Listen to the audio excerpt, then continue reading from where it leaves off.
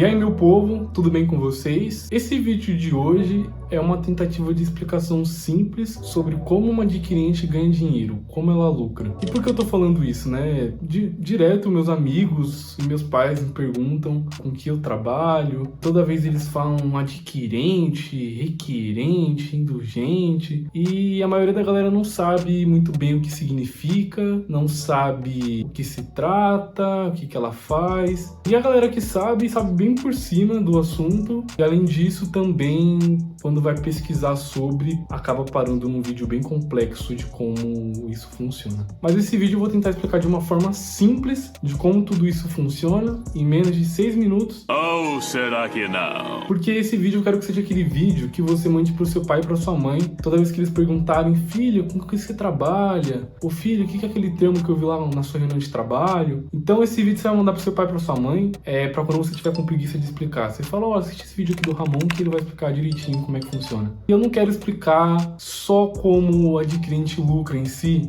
mas eu quero explicar o impacto que ela trouxe no mercado mundial. Isso eu vou explicar depois da vinheta.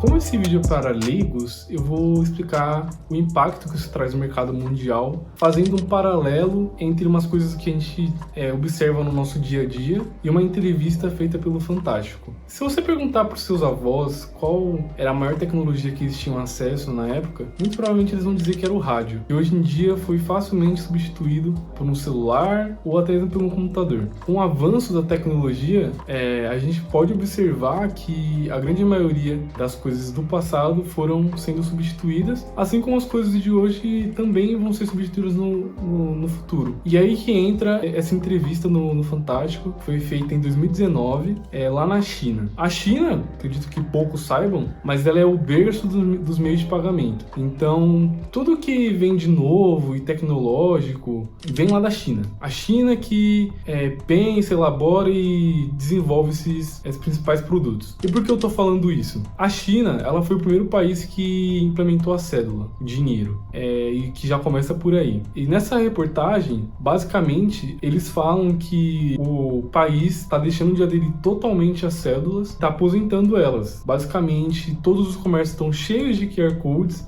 tudo é pago pelo celular ou pelas maquininhas de pagamento. E tudo isso é impressionante porque a data dessa reportagem é 2019, ou seja, 4 anos atrás. Atualmente a China ainda está mais evoluída, está ainda com mais tecnologia, mas o que é mais impressionante como a população em geral aderiu isso. E por que eu estou falando isso? O ponto que eu quero chegar é que a tecnologia está evoluindo muito, mas a galera assimila isso de uma forma muito genérica. Então, muito desse pessoal vai falar: ah, mas é claro, tudo isso evoluiu por causa das fintechs, tudo isso evoluiu por causa da empresa X, por causa da empresa Y. Mas na verdade não. Tudo isso está evoluindo por conta das adquirentes. E é nesse ponto que eu quero chegar. A gente não consegue prever o que uma nova tecnologia pode fazer, né? Que ela é capaz de alcançar. Um exemplo é o NFC, né? Que é a aproximação que você tem atualmente nos celulares de hoje em dia,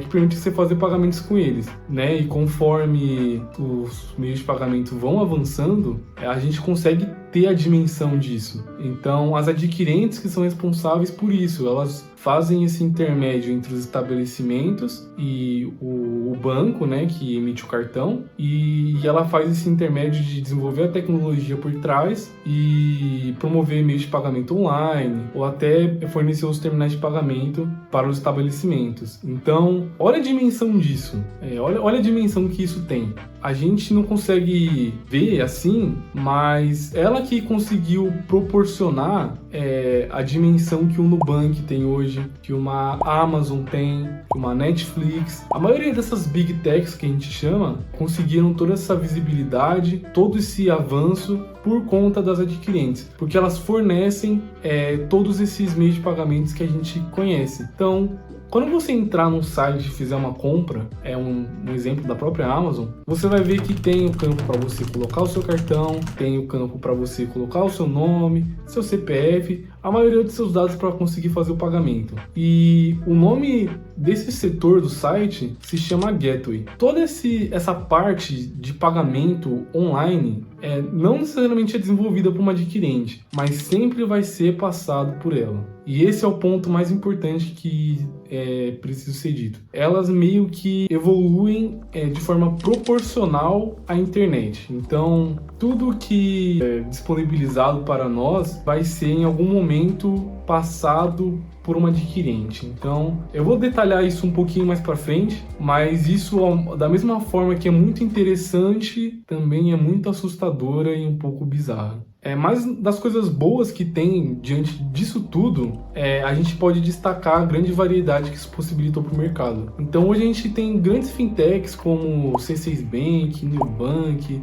Inter, e o que eu quero chegar nesse ponto? Se não fossem os adquirentes, eles não teriam essa visibilidade, mas também um ponto que é importante falar é que eles conseguiram chegar nesse patamar sem a necessidade das cédulas. Então, aos poucos, as coisas passam a ficar obsoletas e as novas vão surgindo e emergindo e tomando conta do mercado, Então, você tem essa grande variedade de opções que você pode escolher, um mercado super concorrente, mas também a gente tem uma coisa muito importante. Os grandes bancos começaram a ficar para trás em algumas coisas e eles tentaram algumas manobras para isso. Um exemplo é a criação do Banco IT, que é do Banco Itaú, com o objetivo de trazer um ar mais jovem. Eles decidiram criar esse banco digital, que na minha opinião não me convenceu tanto, mas não é isso que importa. O ponto que eu quero falar é que eles estão tentando se reinventar diante disso tudo, dessa grande evolução tecnológica que tem.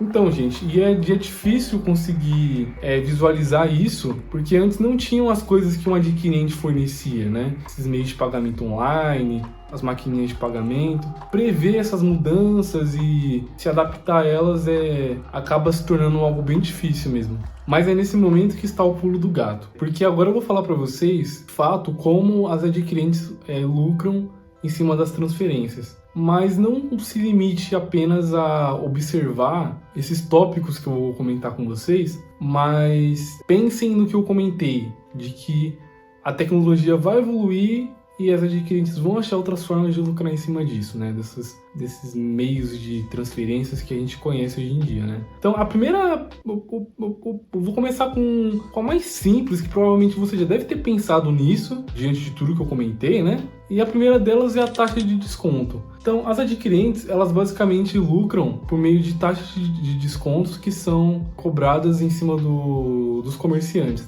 Então, basicamente, ela pega uma porcentagem do valor total de uma transação realizada pelo estabelecimento. Então, é a pequena porcentagem que as adquirentes tentam concorrer entre elas para poder ganhar mais mercado. Então, quanto menor a taxa, maior a possibilidade de um estabelecimento aderir àquela adquirente e logo ter menos desconto nas suas vendas, Mas é a forma mais padrão que uma adquirente tem de lucrar. A segunda forma são algumas taxas fixadas de transação. Normalmente elas não chegam a ser percentuais, mas pelo próprio nome diz, um valor fixado. Um exemplo, a cada compra acima de R$50, ela vai pegar um valor de 30 centavos por transação. É uma taxa também muito similar à taxa de desconto, mas é um valor fixo. Outra forma é a taxa de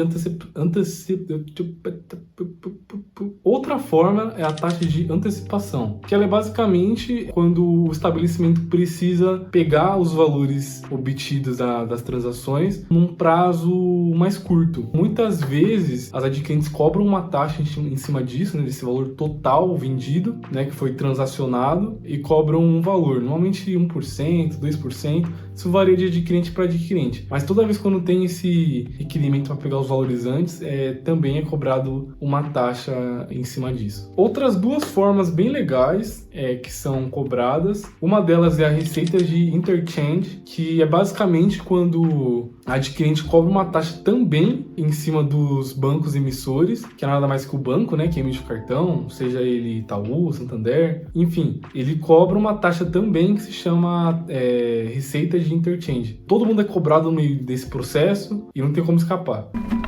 Filho, cadê o banheiro? E a quinta e última que eu vou citar, lembrando que tem várias outras formas de uma adquirente lucrar, que eu tô pegando são os pontos principais ali, que é importante você entender, de toda vez que você fizer uma transação, for num comércio e for comprar algo, você ver e entender como funciona esse processo e de como estão lucrando em cima de você. Esse quinto e último são as taxas de conversão de moeda, que é basicamente quando você vai ter que converter esse dinheiro para outro tipo de moeda, seja em dólar, em euro, em libra. Vai ser cobrada uma taxa em cima disso e ela não é baixa, normalmente ela é alta. Não só adquirentes necessariamente lucram com isso, porque aí está um ponto muito importante também dos universos que são criados a partir de novas tecnologias, como são as tecnologias que as adquirentes proporcionam, mas algumas outras instituições financeiras lucram em cima disso. Mas é muito interessante saber isso, né? Que as adquirentes lucram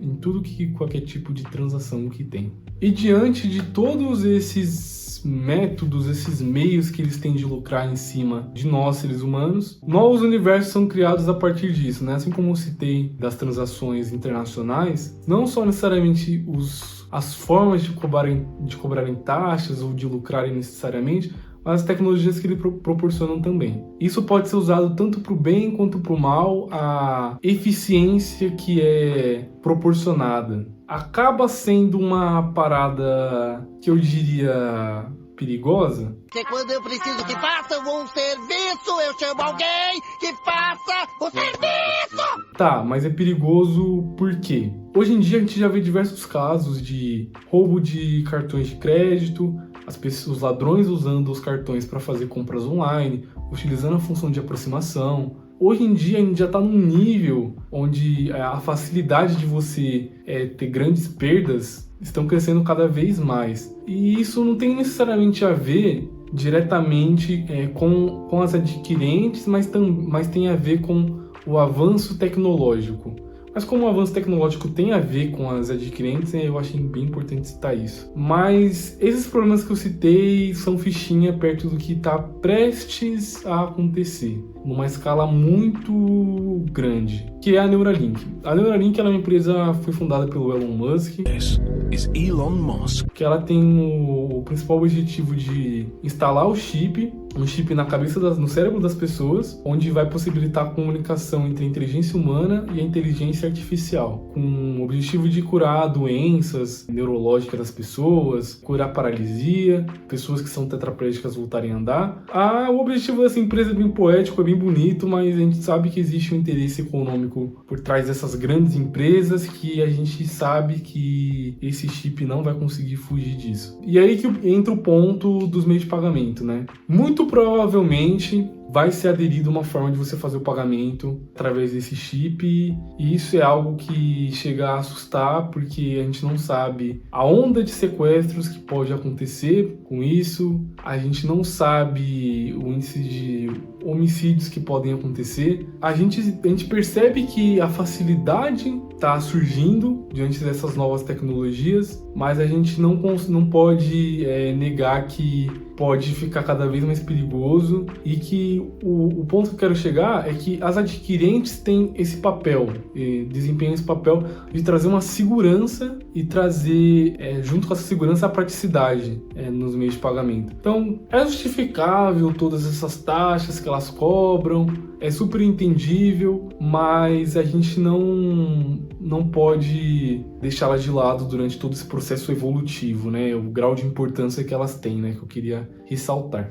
Mas assim, a gente não precisa pensar de uma forma apenas negativa, que nossa, vai ter sequestro, vão matar as pessoas. Não, a gente pode pensar de uma forma bem positiva também. A gente pode visualizar que novos universos vão começar a surgir a partir disso, e que a adquirente vai ser um intermédio durante todo esse processo evolutivo. Novas fintechs vão surgir, novas big techs vão surgir. Olhar por um lado positivo também é muito bom. E a gente também pode citar umas tecnologias que estão surgindo e outras que estão se tornando obsoletas com o passar do tempo. E uma delas é a tecnologia NFC, que eu citei no começo do vídeo, que é a tecnologia que está presente nos celulares de hoje em dia, né? Que é uma tecnologia que permite você aproximar o seu celular, né? Você baixa o cartão virtual e quando você aproxima numa maquininha de pagamento, pode não ser necessariamente uma maquininha de pagamento, pode ser um outro celular, e a partir disso você faz o pagamento e é debitado da sua conta. Está evoluindo e a tecnologia que está se tornando obsoleta, mas que poucas pessoas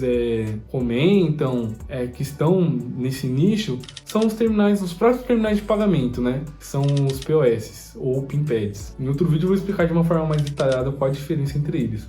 E o porquê eles estão ficando obsoletos, né? Essas novas tecnologias como o NFC tendem a tomar conta desse mercado, que era antigo, passa a virar passado, e é a coisa normal, é o fluxo, assim como o mercado anda. Mas a gente não pode negar que existem os benefícios de um terminal de pagamento pela questão de criptografia, a segurança que traz.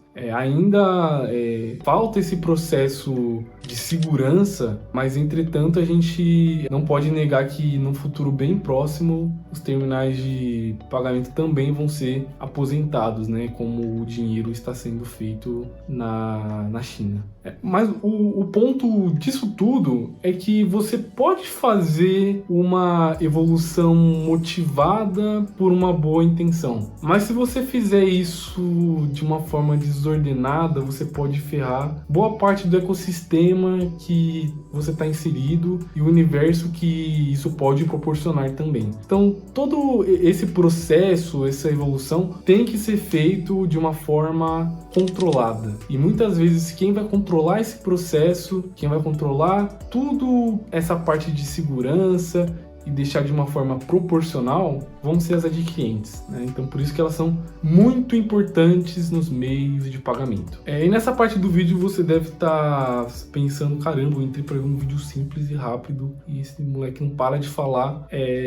Então, eu acabei entrando numa parte mais complexa do assunto, mas é que é algo muito abrangente. O adquirente em si, muitas pessoas falam superficialmente sobre o assunto, ou usam uma linguagem extremamente técnica, mas é basicamente isso, pensar, é uma linha de pensamento, você entender como ela funciona hoje e a linha de pensamento, né? E o impacto que isso pode trazer a respeito, né? Eu gostaria muito de futuramente trazer conteúdo sobre exatamente isso sobre o que eu falei, para ver os impactos que trouxe. E eu queria que você aproveitasse esse momento para dar o seu like, deixar o seu comentário, falar o que você achou, o que você não achou. Você é livre, você é uma pessoa livre, pode comentar, fica à vontade. E se puder se inscrever também, caso você tenha gostado do conteúdo, queira ver um pouco mais, pode se inscrever aí embaixo, galera. Fiquem à vontade, casa de vocês. Mas é isso, pessoal. Eu queria muito futuramente gravar um vídeo a respeito, futuramente, mas agora você vai ficar com um beijo bem forte no seu coração.